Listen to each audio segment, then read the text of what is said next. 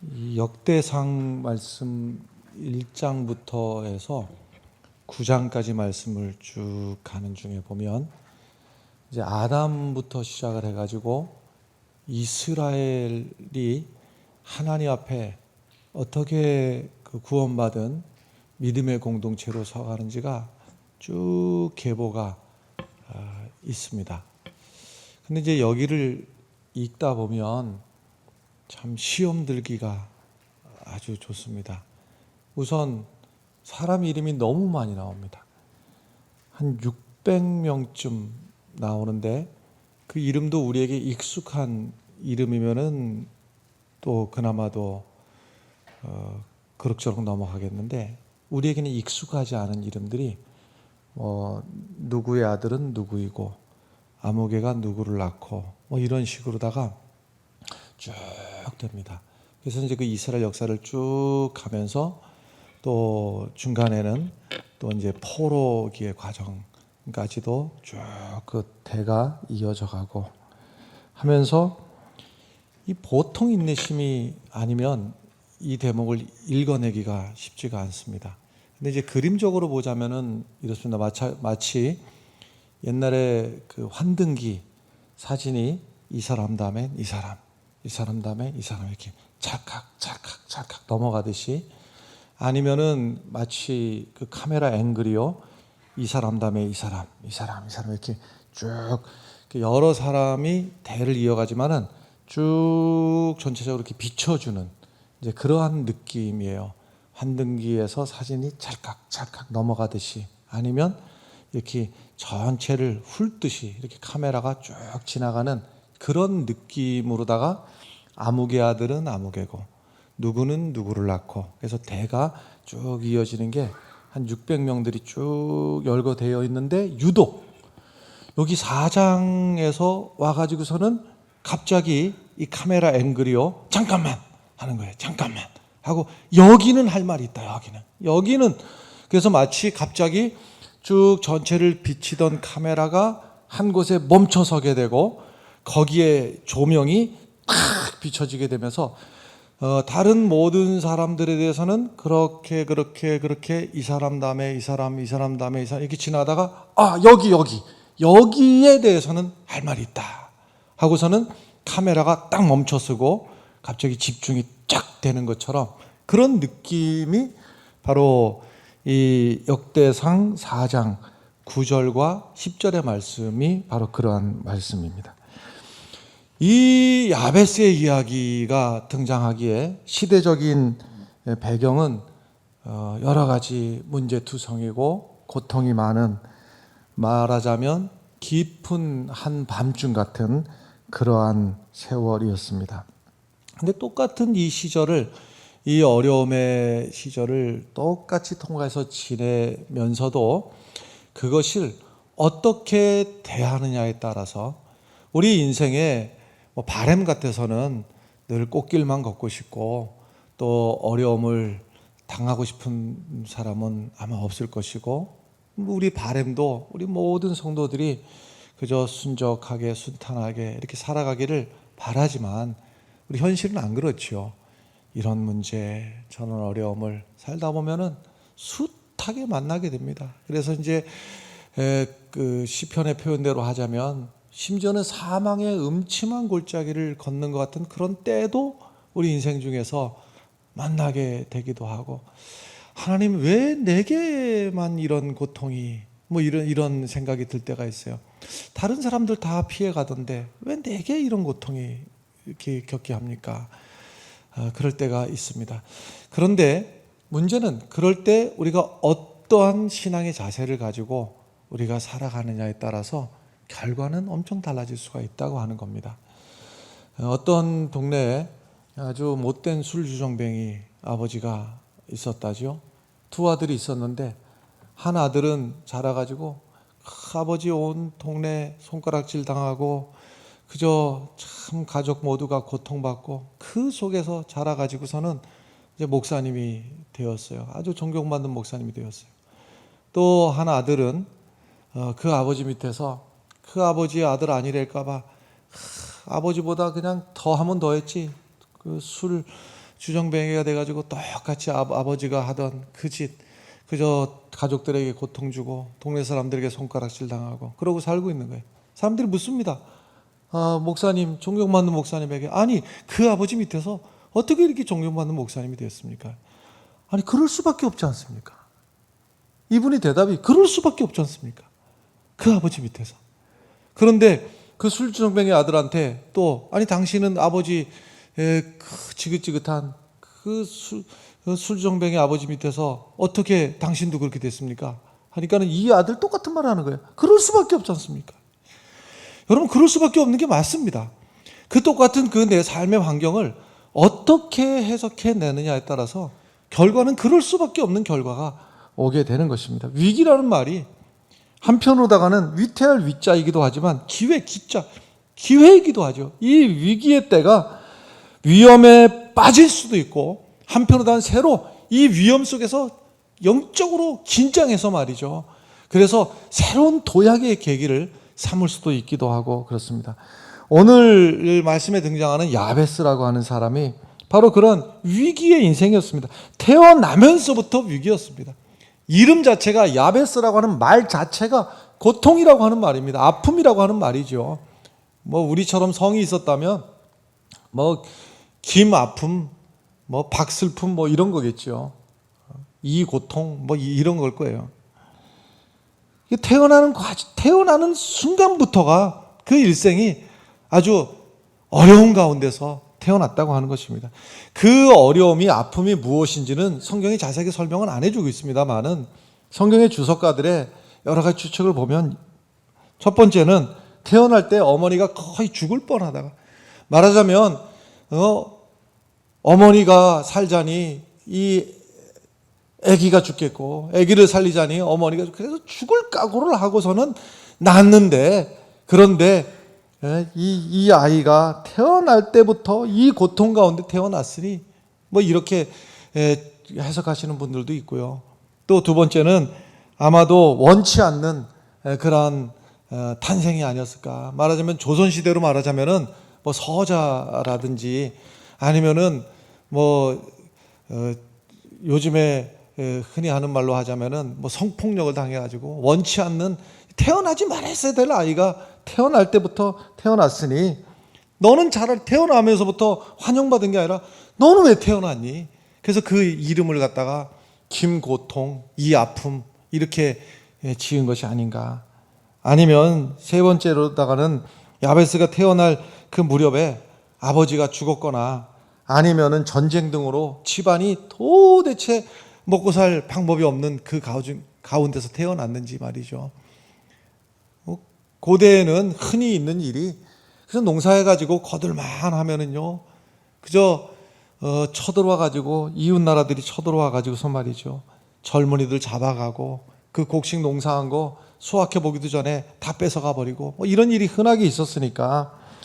그래서 아이를 낳을 때 아버지는 그 포로로 잡혀가고, 아니면은 또 모든 것, 온 동네 거 다 뺏겨가지고 이제 이 아이 태어났는데 어떻게 먹고 사나 하는 그 앞이 캄캄한 그런 환경이었는지, 아니면 네 번째로다간 야베스가 태어나던 그 시대 자체가 어둠의 시대가 아니었는가. 이 시대를 그려주고 있는 사사기 2장 10절 말씀을 보면요, 세대는 여호와를 알지 못하며 여호와께서 이스라엘을 위하여 행하신 일도 알지 못하였더라 그랬습니다. 그 시대 자체가 하나님을 믿는 믿음에서 떠나서 하나님이 누구인지 알려고도 하지 않고, 하나님이 누구인지를 궁금해하지도 않고, 하나님을 잊어버리고 살던 어둠의 시대를 빗대어서 야베스라고 이름을 졌는지도 모르겠다 하는 겁니다. 그러니까 하나님의 이름조차 알지 못했던 영적으로도 열악한 환경, 하나님 앞에서 감사할 줄도 모르고 하나님의 은혜를, 지금까지 내게 주신 하나님의 은혜를 알지도 못하고 살아가는 그런 시대에 한 아이가 태어난 겁니다. 이 시대에 어떤 비극을 보여주고 있는 장면으로 하자면은 엘리 제사장의 두 아들이죠. 엘리 제사장은 어찌 보면은 하나님 앞에 그 마지막까지 그 소명을 잘 감당하려고 애를 썼던 훌륭한 신앙이라고 볼 수가 있는데, 그 두 아들들이 아버지 밑에서 한 일이라고는, 아버지 밑에서 함께 성전에서 지내면서, 그리고 성소에서 지내면서 말이죠. 그리고 하나님 앞에 제사 드리는 것을 아버지 따라서 같이 드리고, 그리고 하나님 말씀이 늘 가까이에 있었고, 그리고 하나님 앞에 거룩한 백성이 무엇인지를 늘 아버지를 통해서 봤을 터인데, 그 아들들에 대해서 성경이 엘리의 아들들은 불량자라 여호와를 알지 아니하더라 그랬습니다. 그러니까 다른 사람도 아니고 제사장 밑에서 제사장 수업을 받는 엘리의 아들들마저도 여호와를 알지 아니하더라. 하나님이 누군지를 그들 마음속에 형식적으로 다가는 제사도 드리고 형식적으로 다가는 성소에서 아버지와 함께 지내면서도 하나님이 누구인지에 대해서는 관심도 없는 그런 시대가 되어버리고 말았던 겁니다. 사실 사사시대에 보면은요, 처음 사사기 1장을 딱 넘길 때 보면 여전히 그 여호수아의 영도 아래서 이제 하나님께서 허락하신 그 약속의 땅, 가나안 땅을 차지하는 일에 마음을 앞에서 하나님의 도우심을 구하면서 땅을 큰 믿음으로 차지해 나가는 장면을 볼 수가 있는데요. 딱 한 장 지나서 딱 넘어가면요, 여호수아가 죽으면서부터 이제는 사람들이요, 아직 하나님이 허락하신 그 가나안 땅을 다 차지한 것도 아니고, 그리고 또 하나님께서 말씀하신 그 땅의 모든 것을 다 몰아내라, 다 몰아내라고 한 데는 하나님 너무 잔인하지 않은가, 지나치지 않은가, 그런 생각을 들 수도 있는데, 하나님의 의도는 무엇인가 하면 그대로 남겨두면 그들이 섬기던 우상 그대로 거기 있고 그 우상을 함께 섬길까 봐 하나님이 염려했던 거예요. 그래서 다 몰아내라고 한 거예요. 그런데 그들을, 원주민을 몰아내지도 않고, 그리고 땅이 아직 다 점령된 것도 아니지만은 손바닥만한 땅 차지하고 나니까 이만하면 됐다, 여기서 그냥 지내고, 그리고 뭐 다 몰아낼 건 뭐 있나, 그냥 서로 적당히 같이 지내고 이렇게 지내게 됐던 거예요. 말하자면 현실 안주를 하게 된 것이죠. 딱 사사기 딱 한 장 넘어가서 그렇습니다. 그때부터 사사시대에 그 400년이 넘는 시대는 캄캄한 암흑시대가 돼버린 거예요. 하나님이 누구인지 관심이 멀어지고 하나님 앞에서 하나님의 도우심을 구할 줄 모르고 내 힘과 능력 가지고 그래도 이마만큼 그래도 적당히 살면 되지 않는가, 이때부터가 역사에는 어둠의 시대가 찾아오는 것입니다. 그것이 개인 역사이든지 한 민족이든지 가정이든지 마찬가지인데요, 하나님의 은혜를 잃어버리는 순간부터 어둠의 역사를 살아가게 되는 겁니다. 땅을 차지했어도 어둠의 시대를 살아가게 되는 것이고, 무엇인가 가졌다 하더라도 어둠의 시대를 살아갈 수밖에 없는 것입니다. 더 이상의 희생을 거부하고 모험이라든지 뭐 믿음이라든지 비전이라든지 더 이상의 무슨 열심이라든지 이런 거 다 내려놓고 말이죠, 현실에 안주하게 되는 그 순간부터 어둠의 시대를 살아가게 되는 겁니다. 개구리 이야기들 자주 하지 않습니까? 뜨거운 물에 집어넣는다고 하면은 뜨거워서 퍼쩍 튀어나오겠지만은, 그러나 서서히 그 온도를 높여갈 때 말이죠, 괴로워하지도 않고 그냥 편안하게 죽어간다고 하는 겁니다. 지금 여러분, 우리가 어쩌면은요, 우리의 믿음이 지금 이만큼 먹고 살만해졌을 때 우리의 믿음이 어쩌면은 위기를 향해서 가고 있는지도 몰라요. 지금 서서히 어둠의 시대를 향해서 가고 있는지도 모르겠다 하는 말씀입니다. 여러분, 이스라엘이 그랬습니다.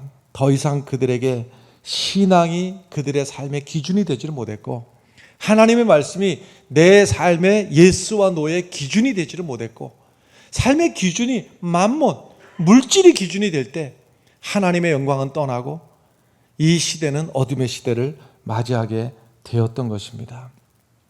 불신앙의 문화가 그 속에 파묻혀 살면서도 그 자리를 박차고 일어날 그 새롭게 살려고 도전하는 사람이 없이 그냥 세상 풍조가 그런 겁니다. 세상 풍조가 남들 다 그렇던데 하고서는 하나님 앞에 신앙도 내팽개치고 가나안 땅에 들어가기까지 말이죠, 차라리 40년 그 광야 생활 동안에는요, 몸은 고단하고 힘은 들었을지 몰라도 그때는 적어도 비전이라는 게 있었습니다. 가야 할 곳이 있었어요. 가나안 땅을 향해서 가야 된다.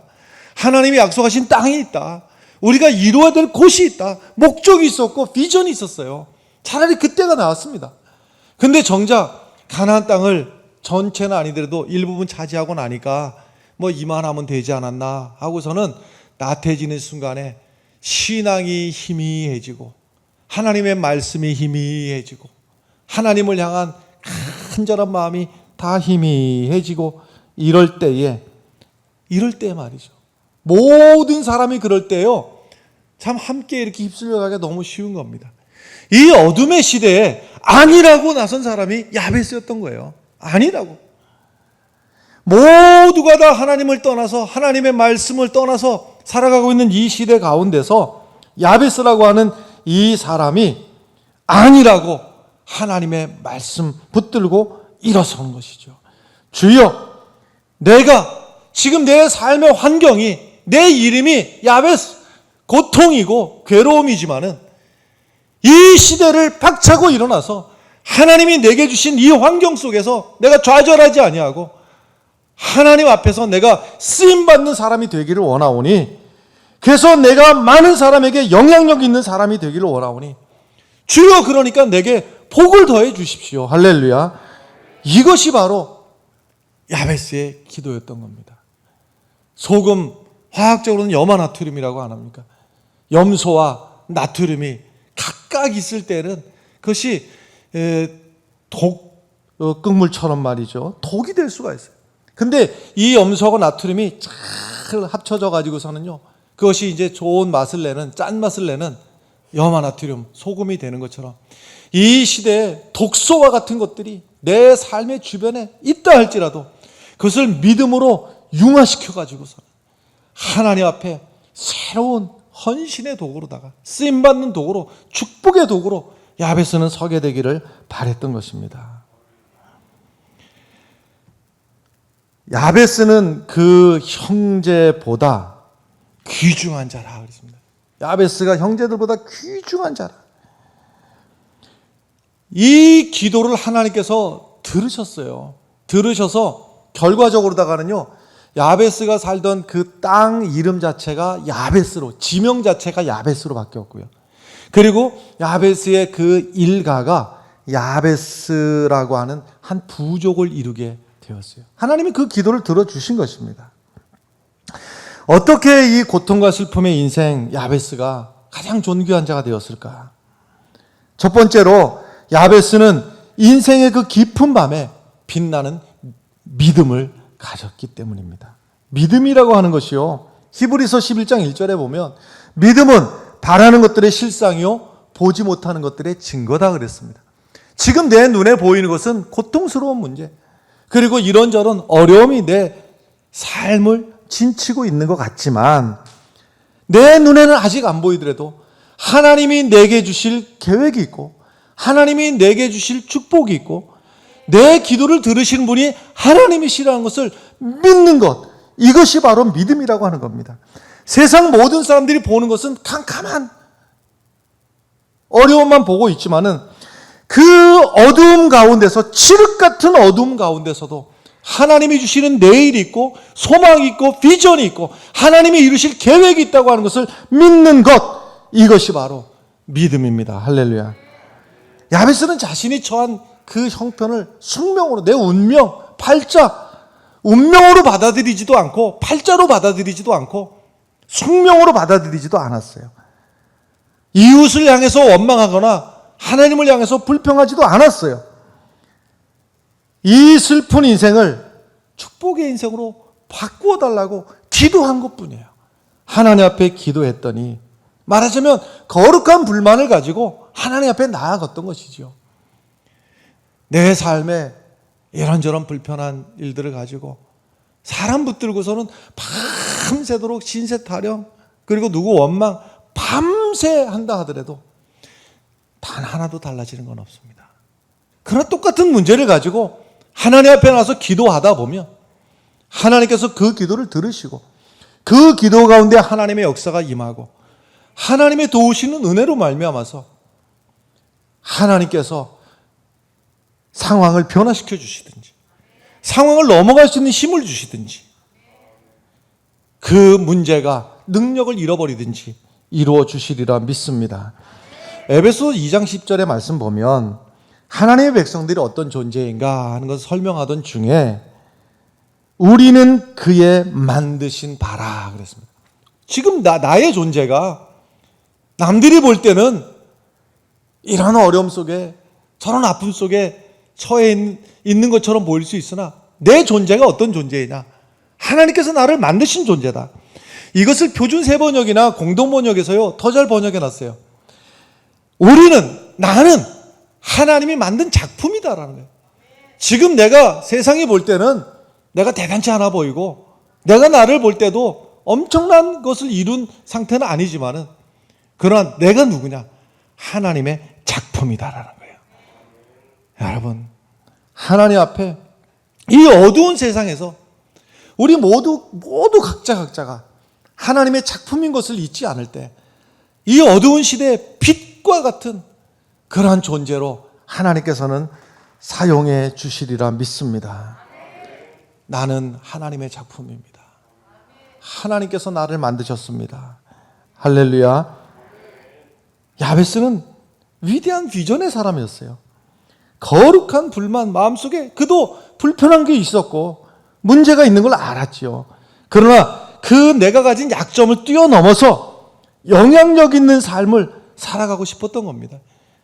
헬렌 켈러 우리가 잘 알듯이 듣지도 못하고 보지도 못하고 말하지도 못하고 그 헬렌 켈러 얼마나 많은 사람들이 그에게 아유 이 아름다운 세상을 보지도 못하고 얼마나 참 안 됐습니다. 얼마나 많은 소리를 들었겠어요. 그럴 때마다 이 반응은 보지 못하는 것보다 비전이 없는 사람이 더 불쌍한 사람입니다. 이것이 헬렌 켈러의 답이었어요. 여러분 오늘 10절 말씀이요. 야베스의 기도만이 아니라 우리의 기도, 우리 입의 기도, 우리 내 마음의 기도, 내 영혼 깊은 곳의 기도가 될 때 야베스의 기도를 들으시는 하나님이 우리의 기도를 왜 안 들어주시겠습니까? 우리의 기도로 삼으시면서 우리 10절 말씀 함께 나의 기도로 함께 읽으시길 바랍니다. 야베스가 이스라엘 하나님께 아뢰어 이르되 주께서 내게 복을 주시려거든 나의 지역을 넓히시고 주의 손으로 나를 도우사 나로 환난을 벗어나 내게 근심이 없게 하옵소서 하였더니 하나님이 그가 구하는 것을 허락하셨더라. 아멘. 지금 야베스가 하나님 앞에 복을 달라고 구하고 있잖아요. 그 근거가 어디에부터였을까? 이것이 믿음인데요. 창세기 12장에 하나님께서 이미 아브라함이라고 하는 한 사람을 택하시고 그 아브라함의 믿음의 계보를 통하여서 하나님께서는 구원의 백성들을 이루어 가시는 거 아닙니까? 그렇다면 아브라함에게 주셨던 그 축복이 나에게도 임해야 되는 것 아니냐는 것이죠. 여러분 이 믿음이 야베스의 믿음이 우리의 믿음이 되길 바랍니다. 하나님께서 분명히 아브라함에게 주셨던 약속이 있잖아요. 너는 복의 근원이 될지라. 네가 복이다라는 거예요. 네가 복이어서 네가 축복하는 자를 하나님도 축복하고 네가 저주하는 자를 하나님도 저주하고 하나님이 아브라함에게 주셨던 그 복을 야베스가 지금 나에게도 그 복을 달라고 하는 거예요. 이 약속을 믿었던 사람들, 그 사람들이 가는 그 행정마다 하나님께서 그 기도에 응답해 주셨던 겁니다. 대표적인 경우가 요셉 같은 경우가 그의 형편으로 보자면은 억울하게 종살이 팔려가고 억울하게 감옥살이 하고 그리고 낯선 나라에서 그러고 살았어요. 그러나 아무리 환경은 종살이하고 감옥살이하고 이것이 내 환경이지만 하나님의 이 아브라함을 통해서 주신 믿음의 사람들에게 이루어 주실 이 축복을 놓지 않고 이 믿음을 붙들고 나아갔던 그 요셉이 가는 곳마다 요셉이 종살이하러 갔더니 하나님께서 요셉이 종살이하는 그 집 보디발의 집에 하나님께서 복을 주셨더라. 요셉이 감옥에 들어가니까 희망도 없고 소망도 없던 그 감옥 안에 희망이 빛이 비치고 내일이라고 하는 것이 생겨나고 말이죠. 그 요셉이 왕궁에 들어가게 되니까 7년 동안 대환란으로 인해서 가뭄으로 인해서 죽어가야 되던 그 나라 모든 백성들이 함께 덕을 누리고 함께 복을 누리고 굶지 않고 그 어려운 고비를 넘길 수 있었더라. 할렐루야. 여러분 우리가 하나님 앞에 기도할 때 밑도 끝도 없고가 아니라 하나님께서 아브라함에게 주셨던 그 복은 모든 믿음의 사람들에게 하나님께서 약속해 주신 약속입니다. 하나님의 신실하신 약속을 여러분 믿고 기도하면서, 바로 야베스가 다른 것 한 것이 없어요. 다른 것이 아니라 하나님 앞에 기도할 때 그 기도를 통해서 비전이 현실이 되고, 그 기도를 통해서 내 아픔이 변해서 오히려 하나님 앞에 복이 되고, 성경에서 분명히 우리들에게 엘리야라고 하는 사람이 기도했더니 하늘의 문이 닫히고, 엘리야라는 사람이 기도했더니 하늘의 문이 열렸더라. 그 비결에 대해서 엘리야가 무엇이 간대? 분명히 말하잖아요. 엘리야와 우리와 성정이 같은 사람이다. 엘리야가 특별했기 때문에, 엘리야가 특별해서 하늘의 문이 열리고 닫힌 게 아니고, 엘리야가 기도했더니 하늘의 문이 열리기도 하고 닫히기도 했더라는 거예요. 여러분, 우리가 엘리야와 우리가 질적으로 다르다 그러면 우리가 더 이상 기도를 할 수 있는 힘이 없지요. 엘리야의 기도를 들으신 하나님은 우리의 기도도 들으시고, 엘리야의 기도 때문에 하나님께서 하늘 문을 닫고 열고 하신다면 오늘 우리의 기도를 들으시고도 하나님께서는 하늘 문을 여시기도 하고 닫으시기도 하실 것입니다. 야베스의 기도를 들으시는 하나님이라면 우리도 이 기도의 제목을 붙들고 말이죠, 하나님 앞에 똑같이 기도할 때 하나님께서 우리의 기도 가운데 임하실 하나님이신 줄로 믿습니다. 우리의 기도가 능력이 있는 것은 엘리야가 능력이 있고 야베스가 능력이 있고 내가 능력이 있는 것이 아니고, 내 기도를 들으시는 하나님의 능력이 있기 때문인 것입니다. 그 하나님이 없다고 하면, 여러분 참 민망한 얘기입니다만, 하나님이 안 계시다 하면 우리가 하는 기도나 저 정신병원에서 정신병자가 미친 사람이 혼자 중얼거리는 소리나 뭐가 다르겠습니까? 우리의 기도가 능력이 있는 것은 엘리야의 능력도 아니고 야베스의 능력도 아니고, 우리는 그저 기도하면 내 기도를 들으시는 하나님의 능력이시고, 여러분 우리의 삶의 이런저런 아픔 속에서도요, 거기서 낙심하고 원망하고 탄식할 수도 있어요. 그러나 다시 말씀드립니다마는 아무것도 달라지는 건 없다. 그러나 그 아픔 속에서도 하나님께서 나를 여기에 던져놓으신 이유가 있다. 하나님께서 이 아픔 가운데서 이루실 하나님의 계획이 있다. 하나님의 뜻이 있다 하는 것을 믿으면서, 주여 이 아픔에 짓눌리지 아니하고 이 어둠에 짓눌리지 아니하고 하나님의 뜻을 이루어내게 하시고 하나님의 영광을 드러내게 해주십시오. 기도할 때에 하나님께서 도와주실 것입니다. 응답해 주실 것입니다. 야베스의 기도를 하나님께서 외면치 아니하신 것처럼 우리의 기도를 응답해 주실 것입니다. 전 개인적으로 성경에서 야곱이라고 하는 사람을 만날 때마다 얼마나 위안을 받는지 몰라요. 야곱 같은 사람, 허물도 많고 욕심도 많고 꼭 나갔잖아요. 심지어는요, 못된 짓 하다 지 아버지 속여먹고 형 속여먹고 집에 있을 수가 없어가지고 집 떠나는 그 순간에도 믿음의 사람에게 주시는 하나님의 약속을 한번 들어보십시오. 야곱이 잘나서가 아니라 믿음의 계보 안에 있기 때문에 그런 겁니다.